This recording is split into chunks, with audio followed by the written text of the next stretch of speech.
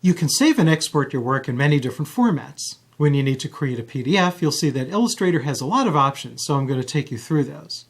Another feature I'm going to show you is how you can save your work directly to Behance, which is Adobe's online portfolio site.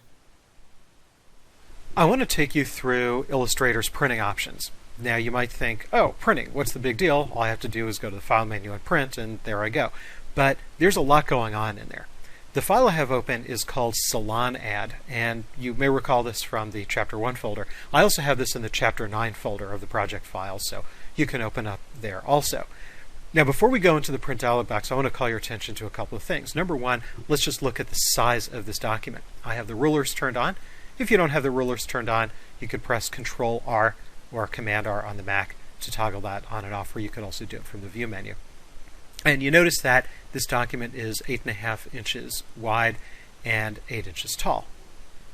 Also, there's some transparency here, and that's really the main reason that I'm reusing this document, is because if you take a look over here, we have this flower and some other flowers here, that there's transparency, and also this box down on bottom.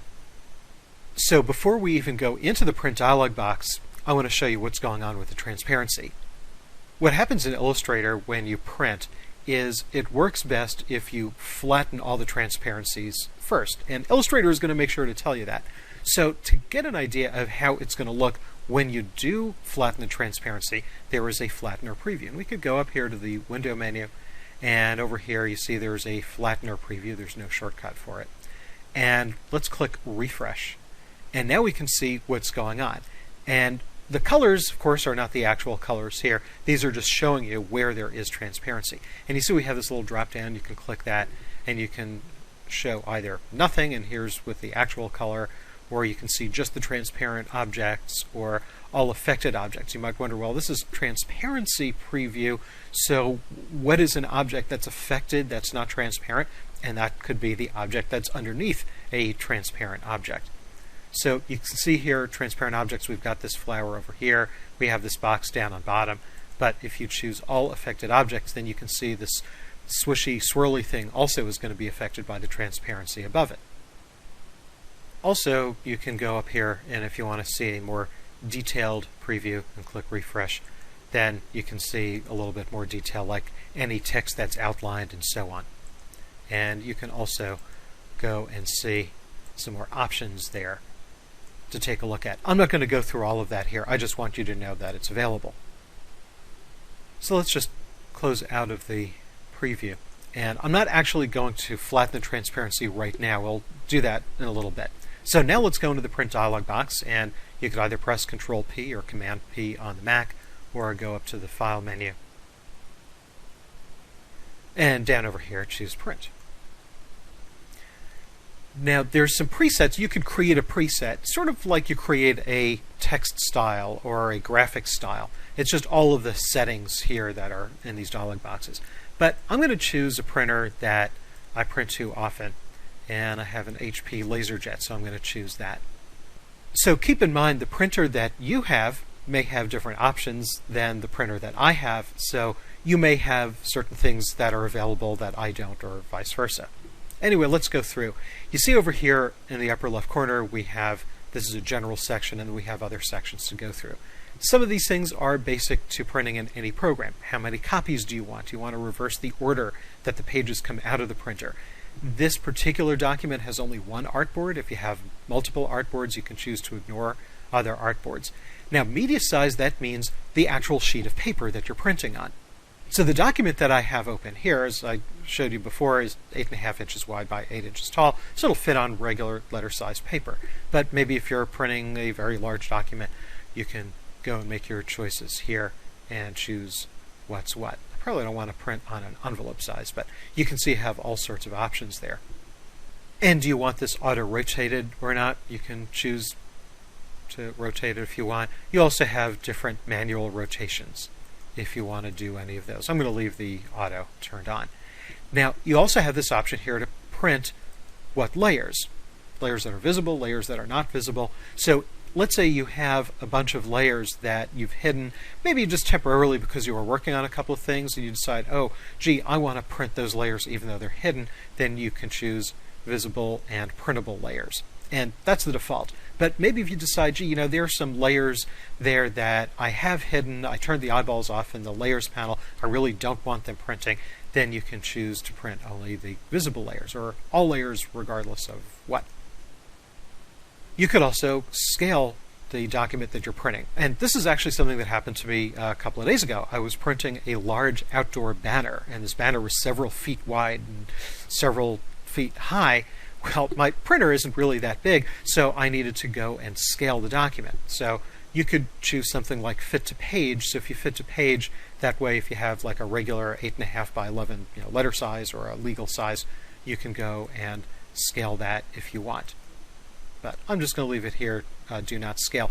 You can tile though if you like. So let's say if I were printing out that large banner that was, I think, 7 feet wide by 3 feet high, maybe I want an actual life-size printing on paper that I can just kind of take old-fashioned Scotch tape and tape it up. I could go and tile all of those pages together.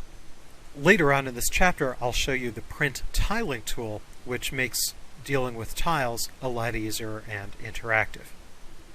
Okay, let's take a look here at marks and bleed. If you're printing to a much larger size, if you're doing color separations, you might want to print out some of these marks. And keep in mind, you really do need to have media that's bigger than your page, because you don't want all those printer marks interfering with the actual artwork that you have. If you specified a bleed for the document, by default it'll take the bleed settings there, but maybe you want to add additional bleed for whatever reason or remove it, you can do that here. Let's go to output. And this is mostly if you're dealing with film. If you're going to print a film, you might decide that you need the emulsion down rather than up, and that's something that your commercial printer can tell you. Also, because this is not a PostScript printer that I'm printing to, I don't have the options here for changing any of the ink options. And that's something rarely you need to worry about anyway. Let's go over here to graphics, and if your printer supports it, you can speed up some of the printing by flattening a little bit more or a little bit less. Now, also, when you're printing the fonts really don't come into play when I'm printing to paper on this, but let me just change the printer for a moment to Adobe PDF. And if you don't have Adobe Acrobat installed, you won't have this, so don't worry. But this simply means that if I'm going to print to something like PDF where somebody could edit it later on, do I want to include actual fonts? So that way, if somebody's going to edit the document in Adobe Acrobat, they will have all of the characters and all of the fonts there available. And then you can also choose which level of PostScript to use. But I'm going to change this back to my LaserJet. When I do, then that goes away. Let's go over here to color management. And here's where you can choose different settings of how you want Illustrator to handle your color. I'm not going to go through that in this lesson. If that's something you really are interested, check out my Adobe Illustrator CS6 Advanced course, also in the Total Training Library. I do go into that in some detail. And let's go over here into Advanced.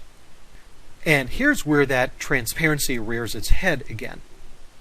The main thing that you really should take away from this part of the dialog box is this print as bitmap.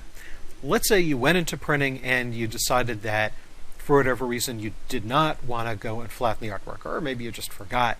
If your printer supports it, you can choose print as bitmap, and then just for the printing, not to modify the document, it can go and flatten everything for you. So that's just a non-destructive feature. Let's go here into the summary, and now you see we've got these warnings, and it says, hey, this document has artwork that needs to be flattened and there's overprinting. So I'm just going to cancel out of here, and let's go and actually flatten this artwork. Now, before we went into the print dialog box, I showed you the flattener preview from the window menu, but that was just a preview. To flatten the artwork, you actually do it on an object-by-object basis. But I'm just going to say, hey, let's flatten everything. So I'm going to select all of the objects.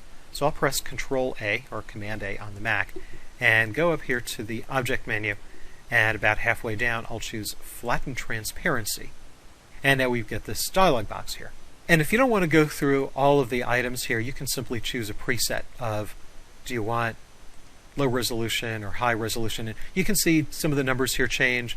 This little slider here changes. I'll go back to high resolution. And you can see that the more that this prints artwork as vector rather than rasterizing it, you get better quality. Of course, the printing time is going to be longer. And what resolution do you want line art and text? If you have gradients or meshes in there, what resolution do you want those rasterized at? Now, converting text or strokes to outlines, I would do that really only, let's say, if I'm creating a PDF and I know there might be some font issues by the person who's receiving it, and if they don't have the fonts there locally, then it might not print out correctly. So then I might convert text to outlines. But if I don't have to do that, I won't, because converting text to outlines can make some text, especially smaller font sizes, can make them a little jagged. Now you also have a preview here, but because I have everything selected, probably isn't going to do us much good here. You can see that all the little selections are just in the way. So I'm just going to click OK. I'll just deselect, and for the most part it looks okay. Now let's go back to print. All right, go back to the file menu and print, or use the shortcut. And I'm not going to go through everything again, but now when I go down to summary, you see those warnings are no longer there. And the summary really is for summarizing everything that's going on, and you can scroll down this list, and this shows you all of the options that you chose. And if you want, you could click here to save summary, and it'll simply save as a text file. And that way, if you want to give that to someone, maybe send that to your commercial printer and ask them, oh, hey, here are all the options I chose, is this what you want? And then you can choose whether to do that or not.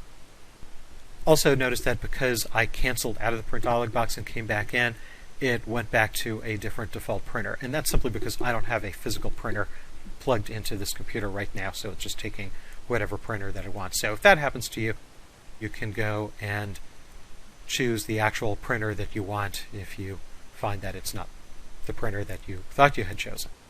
So if you want to actually print this document, feel free, and then you can compare the sheet of paper that comes out of your printer with what's actually displayed here on the screen.